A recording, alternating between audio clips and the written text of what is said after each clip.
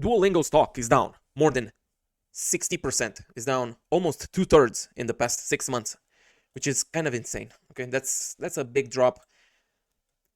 It's a big number, huge percentage in any company. I mean, something dropping by 60%, you can consider it a complete crash, but for this type of company is completely normal.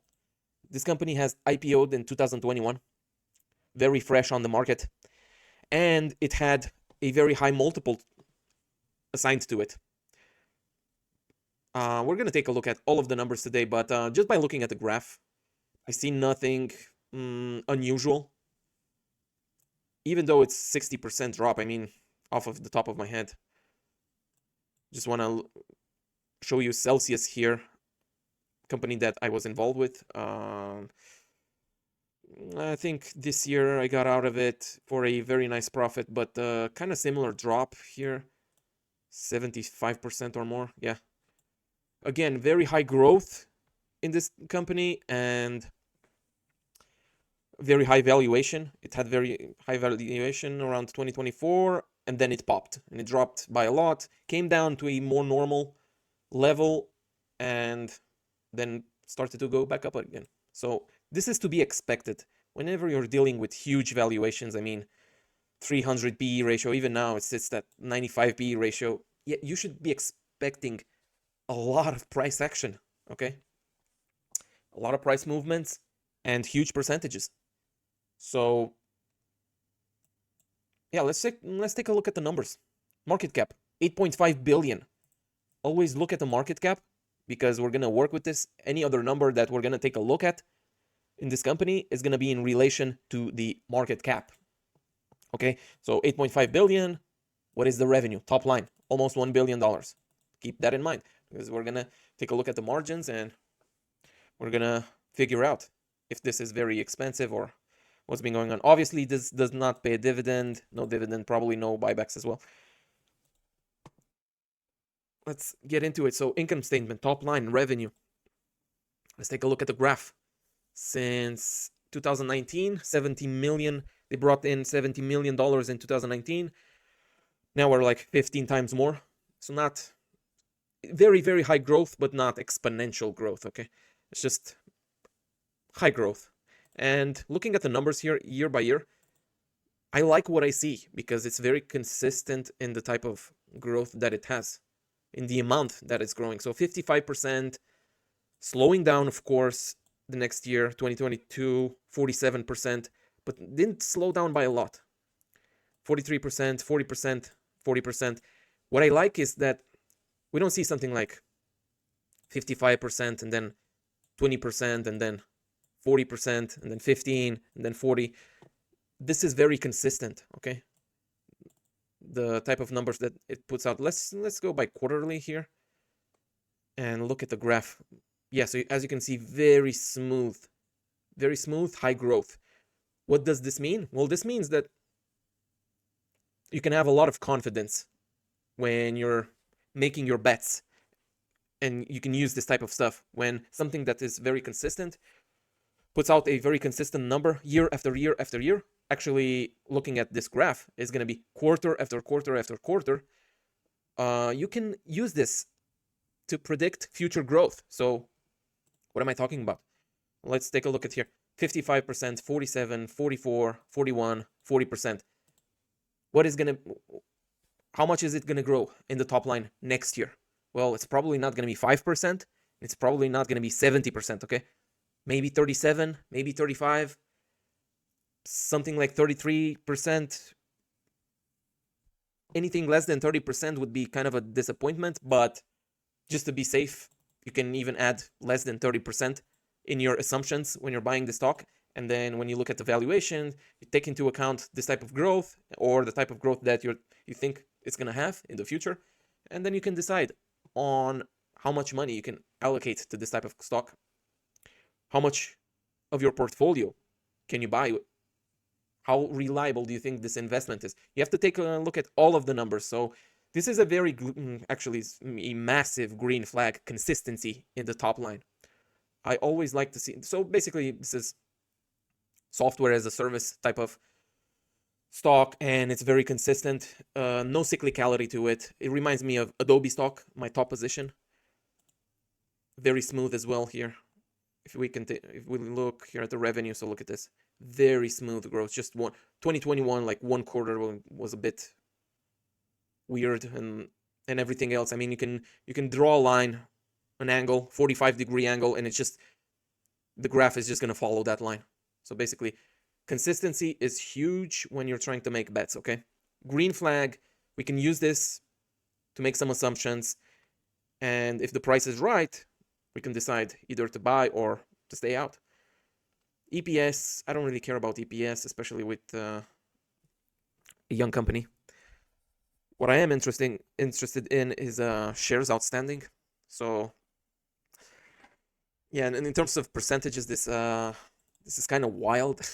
So it IPO'd in 2021, it dumped 84% more shares on the market, and then 68 more. This is kind of crazy. But I mean, that's what you're gonna get. Buying at IPO, you're just gonna get hammered, you're gonna get smashed. I mean, look at this. Of course, price is gonna go down. There's nowhere else to go. I mean, they're dumping a lot of shares. And the price during this period has gone down like 66% at the most. So yeah, not bad considering they've been dumping a lot more than that. But now they're stabilizing. They're not dumping anymore. They have become profitable. They don't need to dilute the shares anymore. Another green flag whenever you're buying a young company, a new stock on the market that has IPO'd recently, you basically want to make sure that you're not getting diluted, that the stock is very close to profitability, so they don't need to raise a lot of capital to run their business. And also, you want to make sure that stock-based compensation is not excessive. We're going to look at stock-based compensation next, but while we're here, we want to take a look at margins as well on the graph. So it's 5 years ago, 70% gross margins. Now we're at 72. Basically, you want to see this uptrending. I don't think this company has any competitors in terms of another business trying to compete with them. I mean, yeah, sure, there's free stuff on YouTube, and there are people here and there offering services for teaching you just the classical teachers type of courses and stuff. But I don't think there's another app for learning, like another big company like this, billion-dollar market cap company that sells these type of services, offers these type of services for money. But anyway, operating margin, they've just become profitable, 8%, about 11% trailing 12 months. Yeah, you basically want to see this going higher and higher and higher, ideally over 30% for this type of company. Profit margins already at 40%. That's nice. Let's take a look at the balance sheet. I mean, it's up 5% today, which is really nice. Should have made the video earlier this morning, but yeah, anyway. Doesn't really matter. It's not a huge change in price. Cash and equivalents, $1 billion in the bank, just sitting there. Compared to the market cap of 8 billion, this is huge. So more than 10% of the market cap is in cash. So that's great. Another very nice green flag here. I would say quite a big green flag. Why? Well, they have a lot of cash, so you definitely won't get diluted anytime soon. And also, they can, in case the price falls further, they can actually do some buybacks. Like we just said, I don't think they have any competitors in this space, so they're not worried. I don't think they're going to worry too much about investing this money back into the company to fight off competition. So if the price keeps falling, it's nice to see that they have the potential firepower to put in some buybacks and offer a solid floor to the price. Let's take a look further. Total assets going up over time nicely, 1.9 billion. That's nice. Liabilities, current liabilities. You want to see the debt levels? So it seems like they don't have any debt. Long-term, no debt, no long-term debt. Just total debt, 97 million. So this company does not have any long-term debt. They did not need to access any long-term debt. They just have short-term, 97 million. Uh, Another massive green flag. They did not need, but they did raise a lot of money in first years after IPO. So yeah, they did not need to access debt. They did not take on debt, but they took a lot of money from people who bought in early. Anyway, net cash 1 billion. We saw this. Let's move on. Cash flow. Here we're gonna look at the net income. So 400 million almost this year compared to the market cap of 8 billion. That's not bad. Not bad at all, considering the consistent 40% growth that in the top line that we've seen and improving margins. Hopefully they are gonna improve margins more and more each year. And yeah, I mean, I can see the stock price stabilizing at these kind of levels of around 8 billion. Stock-based compensation. Now, this is basically what I'm most interested in whenever I'm buying kind of a new stock in the market. Why? Well, I learned my lesson. Actually, I haven't lost a lot of money on investments that were doing a lot of stock-based compensation, but I did study a lot what happened in 2021 with the Cathy Wood stocks. She was buying up a lot of unprofitable trash that were heavily diluting, so I want to be careful not to lose money like Cathy Wood in the market, so try to always stay away from stuff like, I don't know, Zoom Info.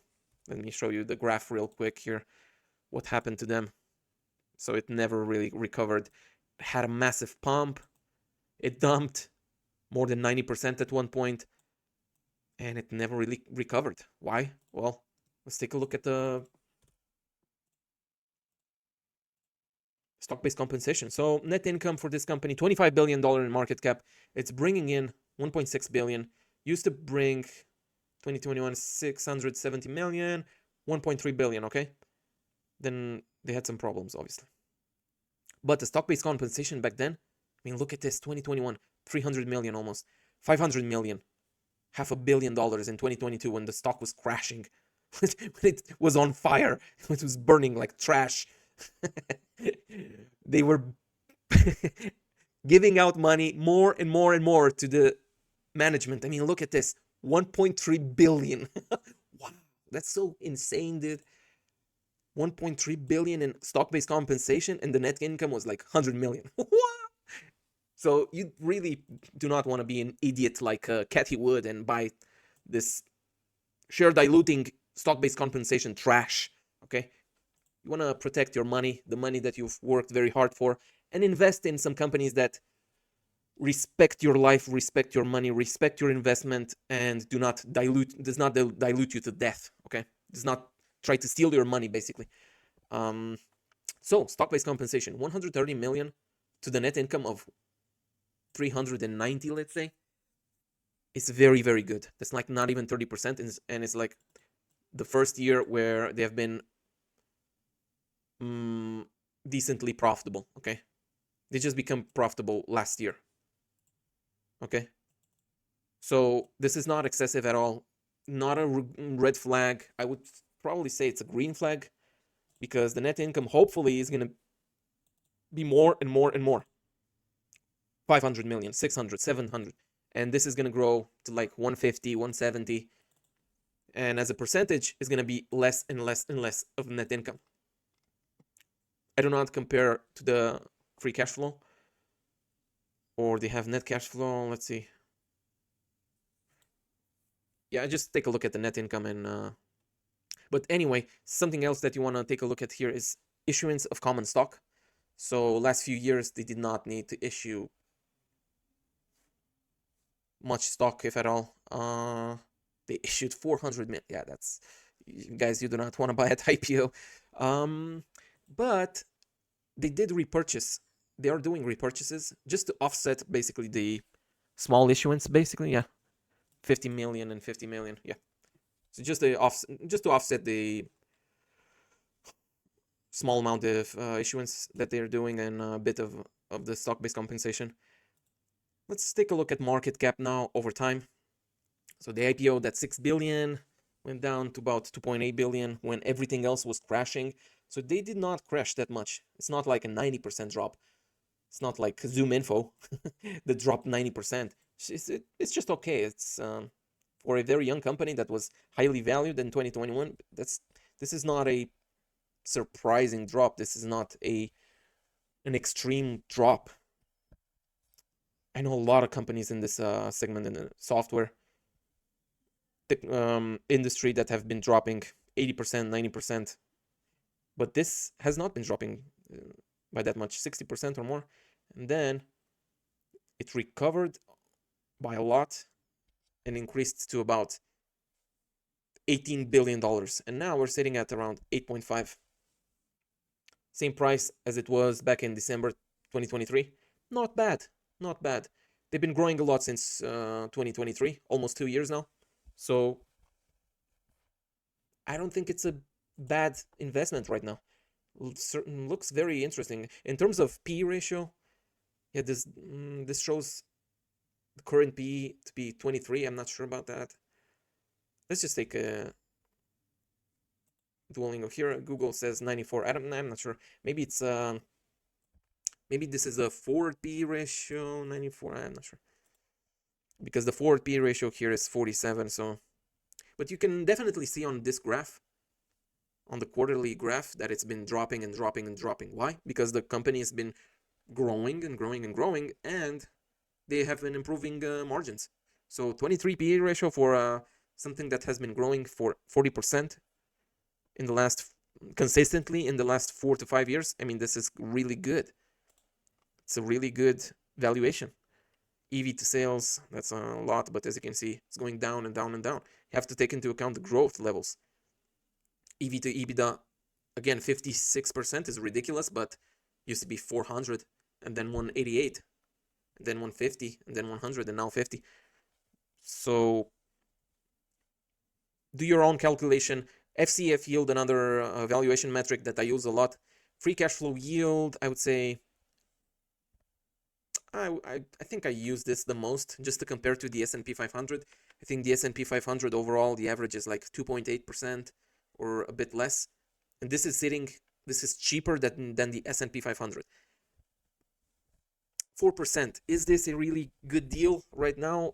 Is this a bargain? I think it might be for this type of growth that it has. And consistent. I think they're going to continue to grow. Maybe not at 40% consistently, but who knows?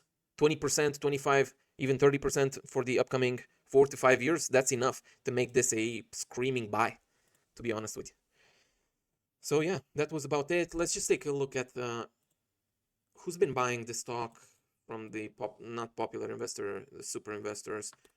Duolingo, just one. Lee Ainsley 0.0. So it's just like a feeler position here. Nothing significant. I was expecting to see maybe Tiger Global Management buying this, but yeah, anyway. Except for the YouTubers, nobody seems to be buying this. So yeah, this has been it. Make your own due diligence. Do your own due diligence before buying. And see you guys in the next video.